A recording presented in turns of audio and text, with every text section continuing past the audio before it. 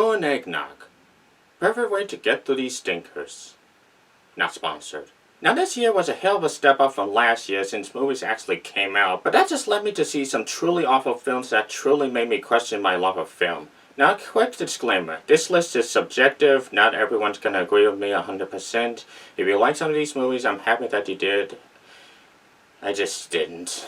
Some dishonorable mentions include Jungle Cash Grab, Mortal Cash Grab, Barb and Star Go to Hell, although that one's a huge guilty pleasure of mine, Matrix Member Berries, Diary of a Wimpy Retread, Platonic, Red Totem, Clifford the Big Red Duty, My Little Pussycat A Woke Generation, Boragers, Teen Titans Go Make a Better Movie Than Space Jam 2, Fast and Fury 9005, coming to streaming, Hitman's Wife's Bodyguard's Nephew's Cousin's Former Roommate, and Peter Grabbit 2. Alright, let's rip the band-aid off one more time, so I can talk about some good movies for once. Alright, we're starting out this list with Steak Knives G.I. Joe Origins. This was one of those movies that's like they just made it just for the hell of it. Not because it was demanded by the masses or anything. Nothing happens throughout the entire runtime, and when it finally looks like we're gonna get something, it just ends. Like that. Freaking Hasbro, man. Next we have Chaos Emeralds. To be honest, I kind of blocked most of this movie out of my head. Maybe it's just this eggnog. But from what I remember, it had a unique premise of this planet with these telepathic guys, and they came across this girl, and Mads Mikkelsen was guilt-tripped into this movie. And this was just so boring that I don't think I'm missing much from forgetting this movie. Wait, what was I talking about again? Yeah, it was nothing important. We all thought M. Night Shyamalan Ding Dong was getting better in recent years, but apparently not, because then he did Soiled. What was this thing? It was a bunch of jackasses stranded on an island where they get older for who knows how long. And then there's this thing about a tumor and a premature baby and some kind of weird experiment or something. What a twist! Crap, it's a tie. These were two animated movies that I hate for the same reasons and for the equal amount of hatred. The first, number 12, is the Arnold Palmer Family 2. This reboot Hotel Transylvania ripoff franchise started out pretty bad, but I've seen so much worse. As in this worse. The animation's trash, the story's trash, the humor's trash, and I will say this though, makes pretty good hentai with whatever Uncle Fester's going through. They're creepy and kooky and altogether ooky, but in the worst way. And yeah, that's bad enough, but the Quiet Place movie.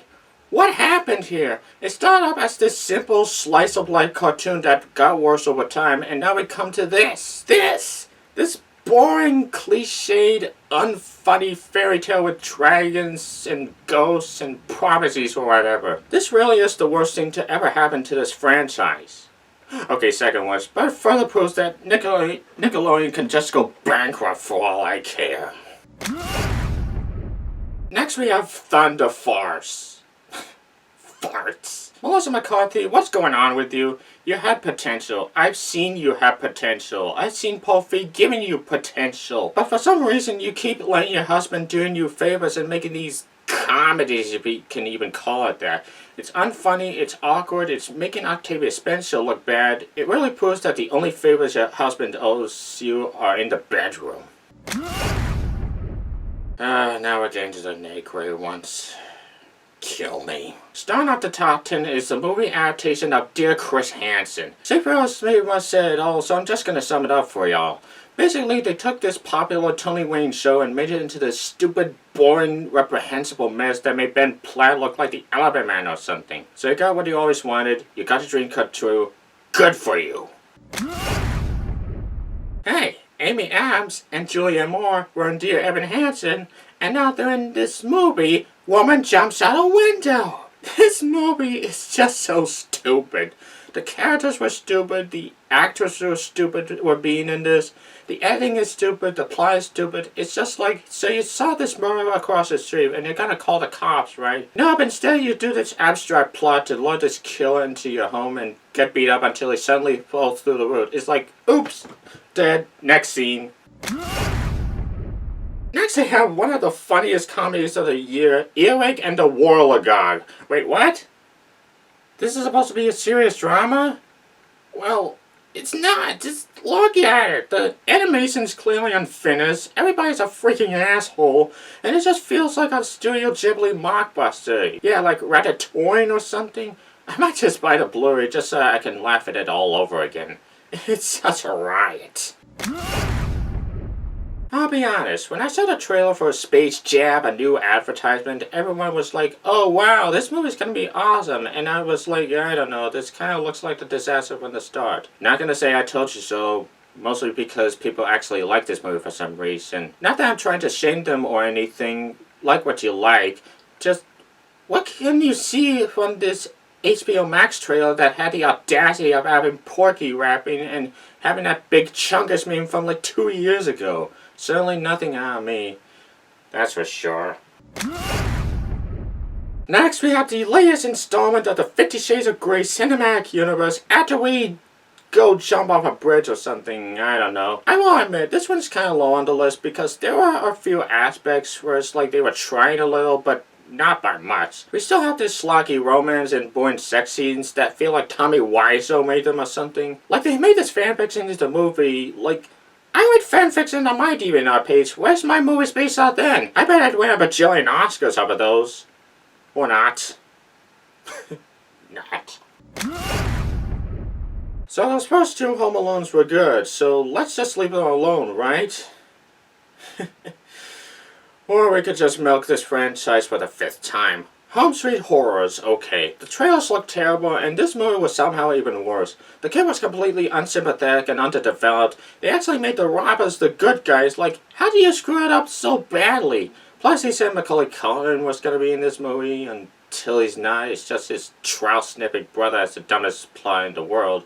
It was all such a mess. Alright, now we're getting to my ones and zero. And you know these movies really hit me. A la Martian Amphibia.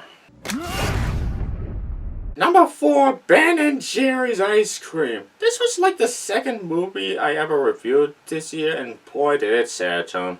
This franchise was already going downhill with those DVD crossovers, and this somehow makes them more appealing. It was unfunny, it was awkward, it was annoying, it was dated. It was so dated, but by the time they posted Steve Bartman at the baseball field, I was like, done. I'm done having faith in this movie. And I'm done talking about it too.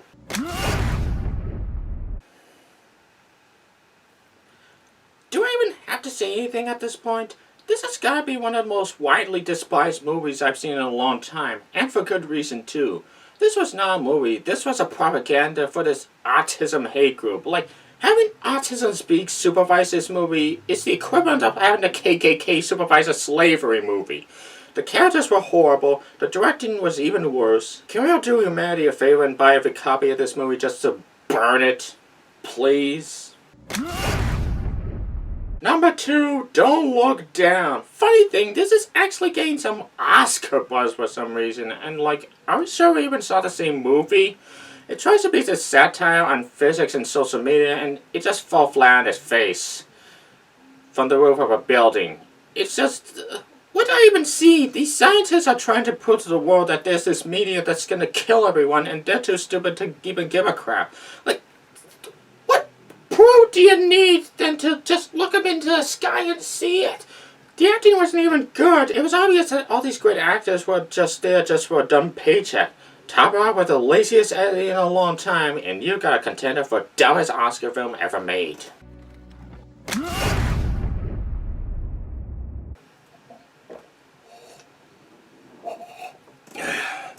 And here it is, guys. This is the bottom of the barrel. I'm sure that if you know me or seen my videos, you already know what it's going to be. But if not, let me spell it out for you. Boss Baby Family Business is my number 1. Holy crap. Talk about not even trying anymore, DreamWorks. You used to make some of the greatest movies ever made, and then you made this. The worst animated film in the world. Nothing about it was funny, clever, heartfelt, or even good. I mean, you got this old teacher that's trying to destroy parents, right? So all they had to do is call the cops, stop his evil scheme, and save the day. Crisis averted. But now they have to drop the guys from the first movie so they're the exact same age as the last movie, just so that he can go through the exact same thing all over again, where they have to learn to appreciate each other. Then they constantly throw stuff at the screen so the kids can be entertained for 2 hours straight. Loud noises, pop culture references, musical numbers, loud noises, and then we get the time warp scene. Crap, the time warp scene. Alright, drank this potion and ran around turning into a baby again. Gotta go pinch my brother's nipples and moan like some newborn porn or something. No biggie. You see, stuff like that is why this is number one. Why DreamWorks and animation as a whole has hit a new low. Why people just dismiss crap like this as just a kids movie and we shouldn't judge it or anything. Like, no, we have to judge this. We have to teach our children that there are better movies out there to make them better people. This is a movie that made me question my love of film solely because of what I represent. Congratulations, DreamWorks. You just won the gold medal for worst film of 2021. And that's it! I don't have to talk about these movies anymore. Now I can start talking about good movies again. Eventually. But as of now, I'm gonna celebrate by drinking the rest of this eggnog.